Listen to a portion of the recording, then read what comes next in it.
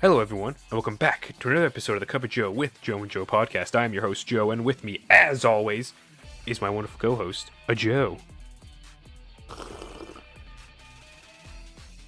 So, there's a lot of good in this episode. There's some not so good, and I feel like I'm a bouncy ball, bouncing up and down, flying all over the place in a room with this show. It is holy crap. This show gave me heart palpitations. I have chest pain because of this show. Well, that's not good. Have you talked to your doctor? Yeah, I'm a doctor. Oh. Have you looked yourself in a mirror and asked yourself questions and answered for yourself? Only on Tuesdays. Only on Tuesday. Well, shit. I guess we gotta wait a little bit longer. So yeah, Bleach episode 4, baby. Halloween episode. That lined up pretty well. Happy about that. I like it. Yeah. And again, this just keeps up with the trend of a bunch of shit happening every single episode. But we get the continuation of the invasion of the Soul Society. We meet... Now, hang on. I got this. We meet Stern Ritter. We already knew Jay. We meet Stern Ritter. I know we get E and F. Who's the first one? The one who looks like the... I thought it was the fucking holoflied, blind, black captain. And then I saw this person and I was like, wait, there's a different person who's black and has this visor thing? What the fuck? Is he H? I'm not 100% sure. There's too many freaking letters. All right, there's too many letters. But yeah, it's like we meet a couple of you as Stern Ritters. We're seeing what the hell is going on. Dreamy Glasses Eye Man gets chopped in half, and I was not expecting that. Yeah, he said, "I'm gonna go down real quick," and it was not pretty. No. He got destroyed by another, dreamy-eyed man. Yeah, and he didn't even get an intro card, so they're saving him for later. He seems like he's the top dog of the Stern Ritters at the moment, as far as I can fucking tell. I have no idea though. But yeah, so dreamy-eyed man gets taken out by other dreamy-eyed man on the opposite side.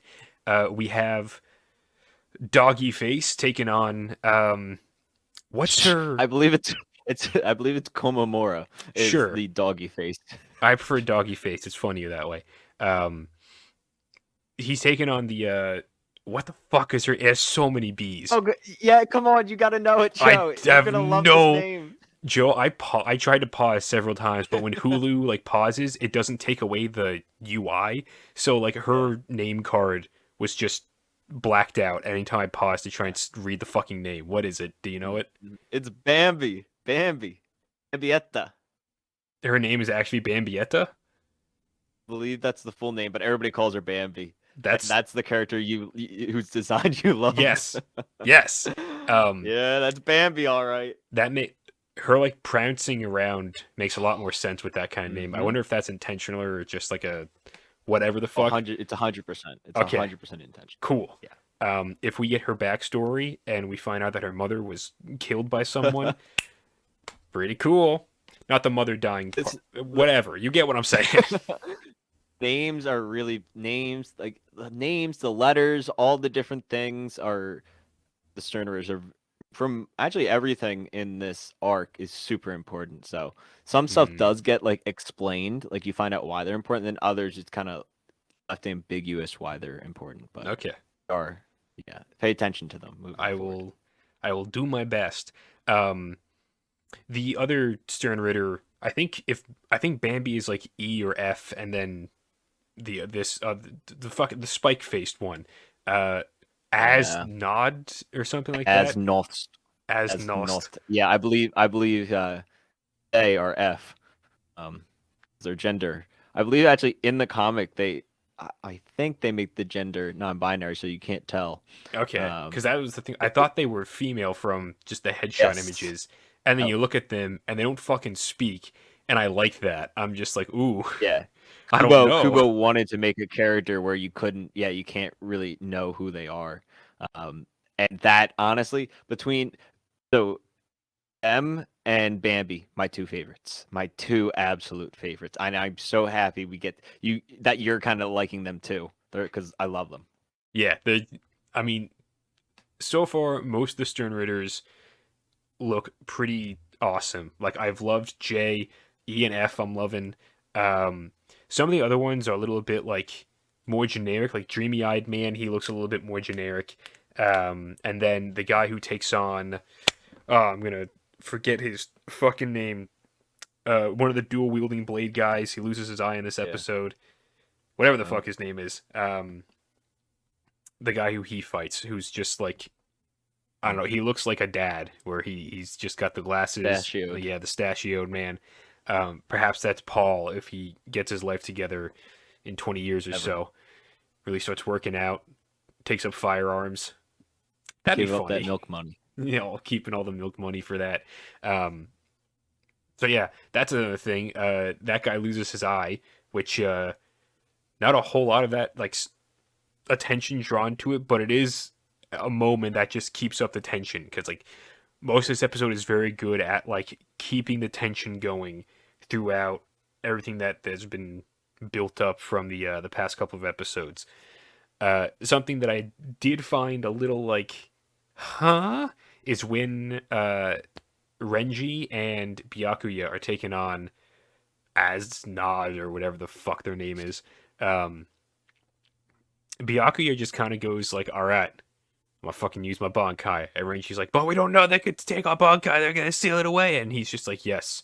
So if that happens, you must use your Bankai." And I just kind of like, I put my finger on my lips and I made a pondering face. I wrinkled my frown and I was just sitting there thinking about that for a second. And I was like, that doesn't seem like a very smart thing to do there, Byakuya.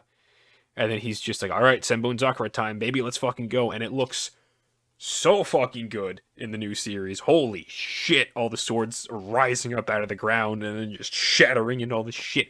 And then Asnod is just, you can see the fucking creepy, horrifying smile behind their mask and the crinkle of their eyes. And they're just like, all right, time to use my fucking Bankai Pokeball. And just absorbs that shit. And then, of course, you have other people like Hitsugaya, Doggy Face, and, what the fuck is her name? Stealth Captain. Very fun. Soy Phone, thank you. All four of them, all their Bankai, stolen. Which that's the other thing that we find out in this episode. They're not stealing away their Bankai, they're stealing it. Which, I mean, I feel like we kind of already knew. Because, like, in the first episode, a Rancor man who isn't actually an Rancor or whatever the fuck, the guy who Ichigo fights when he first breaks out of that thing, he's like, your Bankai is now Ivan. mine. Yeah. And so, like, we kind of got the context of, like, oh, yeah, they're taking the Bankai, they're not stealing them. But I guess the captains never knew that. No. And then They didn't have that information. no, they did not, because then Christ, Science Man, what's his name? Maori. Maori. I gotta keep a flow chart, man. I need to make all the numbers for the fucking captains and the letters for the fucking stern riders. Maori is just like, they're not sealing it, they're stealing it, and it's like, oh, that T is very important in there. And he comes running out and he's just like, you fools. And I'm just like, oh yeah, I'm with Maori on here. Why in the fuck would you activate your Bankai knowing that they can mess around with that shit and not, like, I would want more information before doing something like that. So, all those captains, they're at fault. Also, we get a bit of Rangiku action in this episode. Very brief, but it was pretty cool. Using some sort of, Sick. yeah, some sort of Hado, I think. Drawing weird symbols and communicating to all the other captains and people, just being like, hey, they're stealing our Bankais, just FYI. So what? Maybe don't use those. And everyone's just like, oh shit. So I'm very interested to see what's gonna happen now to those four who had their Bankai stolen. Because it's like, can you return the Bankai? Are they gone forever? Are they gonna develop new powers in the absence of those other ones? I don't know what the fuck's gonna happen, but because that's four really fucking powerful people that now don't have their most powerful abilities, which is cool. I just hope they explore it in full and it's not just like Ichigo arrives and is like, "All right, here are your Bankai back, bitches," and they're like, "Oh, sweet," and then let's fuck them up. Like that would be kind of boring, but hopefully they do something cool with that. Speaking of Ichigo, though, we cut to Hueco Mundo, where one of the science guys, like I don't know if it's the lieutenant Oh, of Squad 12 or whatever the fuck, but one of the science guys calls Kisuke trying to get through to Ichigo, which I just fucking. It's so funny the idea that they're just like, let's just call this guy on a cell phone, and Urahara just picks up and is like, "Hello, Ichigo secretary here. What can I do for you?" And it's just like, "Hey, can you pass me through to Ichigo?" He doesn't call himself the secretary, obviously, but that's just so fucking funny to me. It's one of those instances of like, what the fuck is the technology and world building of the Soul Society? Because they're like very clearly portrayed as like an ancient, like feudal Japan esque society, and at the same time they also have like fucking future tech in here, and it's like I don't. You just use some insane Hado to communicate to all the other captains, yet you call Urahara on a fucking cell phone. It's weird. And it's such a nitpicky thing, but it's so fucking weird to me. oh, it's the soul phone. Don't you know about the soul phone, man? Isn't that from like the first arc? Yes. Yeah. Okay. I mean, it's whatever. It's fine. It's just dumb to me. I'm just like, what the fuck is going I on know. here? Um, Oh, I get it. I get it. yeah, and so Ichigo's still fighting Stern Ritter J, and he still looks like fucking Kevin 11, but now he's really angry because he keeps shooting his fucking Pokeball at Ichigo, and he's like, "What the fuck? Won't this thing work?" And I'm just like, "Heh, why do you keep trying, idiot? Just kill him." Like, what? It doesn't work. Move on to Plan B. Do something else. Yo, I love the line in that scene where each goes like, "Oh, maybe you're just scared of our Bankai." I was like, Mm. that's such like a like 10-year-old, 8-year-old thing to say, but damn did it sound fucking tough coming out of his mouth. Yeah, like it's the way you say it that would like either bring it off to like, well, maybe you're just scared of my Bankai, or it's like you're picking up on the context clues of like, no, you keep really trying to take this away from me, which insinuates that you don't want me to have it because you're probably afraid of it. And then of course that sends Jay into like a whole like, no, absolutely no, no, you, no, no way, and Kisuke just comes over and is like, yeah, shut the fuck up. Blasts a hole in him and is like, all right, Ichigo, here, take this call. You got to get the fuck into the Soul Society. And so he goes through the Dongai or whatever is it still the Dongai or did that like get exploded or some shit? I can't remember. I think it has a different term. I think it has a different term. I'm Okay, pretty positive. I'm not sure what the term is. I don't. but I think it's I can't remember. different. Yeah, so he's running through there on the phone with the science dude, and it's just like Ichigo, we got to get you there. And I love the little moment where we see another science dude in the back as they're like all typing away on all their stupid fucking bullshit machines. I'm convinced none of them do anything and they just like pressing buttons. Um, and in his inner thoughts, he's just like, oh, okay. Ichigo's on his way. Everything's gonna be fine. For whatever reason, they can't get his Bankai. He's gonna save us all, like he's done in the past. We're saved. And I'm just like, that's kind of cool. The idea that Ichigo has really like because like at this point he should he he helped like there was a whole like Soul Society incident where he was with like saved Ruki and all that sort of shit and like after that he's not the most powerful guy after that so it's like it's understandable that not many people would know about him because that was like an insular type of thing he was a terrorist for a while there but after he's defeated Aizen it's like yeah, you'd probably know who the fuck this guy is, because he kind of saved your entire way of life from the most villainous person you've ever seen, at least up to this point. So it's just cool to me that they have that little bit of world building in there where it's like some characters it's just like, oh, Ichigo, you mean that ultra badass who saved us in the past? He's coming back, fucking sick. Like that's us, man. That's us in there pressing all those stupid bullshit buttons, just being like, "Fuck yeah, dude, the goat's coming back." Like the one from the textbooks. Yes. Fucking Soul Society textbooks. There's no way they have textbooks, dude. They either have scrolls or they have Oh, fucking I ebooks. got his trading card. Yes. The fucking They fucking play Yu-Gi-Oh, but with the fucking 13 court guard squad. oh my god. Well, aren't there are 13. Hang on, I'm trying to remember how many ace, two, three. No, there's more than that with playing cards, but you could probably make like a deck of playing cards with just the 13 court guard squad. Like that'd be Bro, fun. look that up.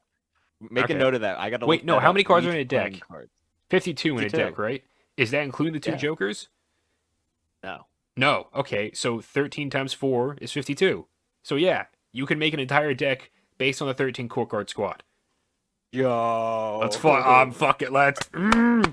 We're bleeping Gotta this out. remember to look We're this bleeping up this out. afterwards. We're gonna make money off this. We're gonna do it. We're gonna license this shit. Japan. It's famously easy to get licensing rights from ours. Japan. It's all ours. All ours. Hell yeah, dude. But yeah, as it turns out, Mr. J isn't dead. He seals off the shit. He kind of fucks up Chad and Orihime and Kisuke and all that sort of crap. Also, Kisuke just happens to have some fucking computer terminal with him, and he's like analyzing shit. I'm just like, I don't. Okay, fine. He gets the information and he tells Ichigo about it. Okay. Again, the technology clashing. It's just like whatever. I don't fucking care at this point. It's all fucked. Like if Kisuke whipped out a pair of fucking like VR goggles, I think I'd find that more believable. Just being like, okay, you have VR goggles, but you have a whole like it looks like a fucking terminal of some kind that he's just like planted into the ground. Like where are these floating like touch screens coming from? I don't fucking know. Anyway, so we leave off the episode with Stern Ritter J still very much alive, a little bit holier than usual, but still very much alive, and fucking up all of Ichigo's friends, and he's trapped him in the maybe Don whatever, I don't fucking know. And everyone else in Soul Society is kind of getting wrecked. So, it's not. Things ain't looking great for everyone right now, but I am just as invested as I ever was. Yeah, I was gonna ask you, like, after I finished the episode, I was like, damn, I gotta ask Joe, like, Joe, at the end of this episode, where are the vibes at? Like, Vibes? we feeling, yeah, like, what are they feeling like? Yeah, they're strong. It's like I'm not sitting here being like, oh my god, I need to rewatch this episode a bajillion times. It's like, no, it's just continuing the narrative. There are a couple of interesting moments, some cool story beats that we're getting, but it's good. It's solid. I'm here for it. It still looks incredible. Like every time that I see shit from this series, I'm just like, it's so clean and so cool. The scenes that we get in the beginning of the episode, like I was gonna ask. oh, I was gonna ask what you think of the recap. Is that where you were going? the recap? No, I wasn't going to the Like recap.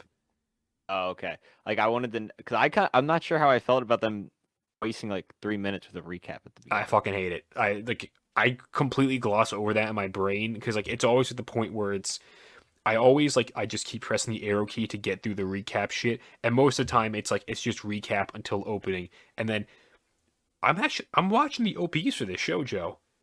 I'm just sitting No. here. I watched I it. know. I never watch OPs for show. I never give a shit. It's But for so whatever nice. reason, So nice. yeah, I think it's the aesthetic of it because like, and also the song is growing on me every time I hear it. I'm liking it more and more, and I think it's just the aesthetic of this because like most OPs are just fucking, an anime OP. It's all over the fucking place. You have colors everywhere. You have characters everywhere. You have like cut, like smash cut, fucking open hand reaching out for the sun, grabbing the sun.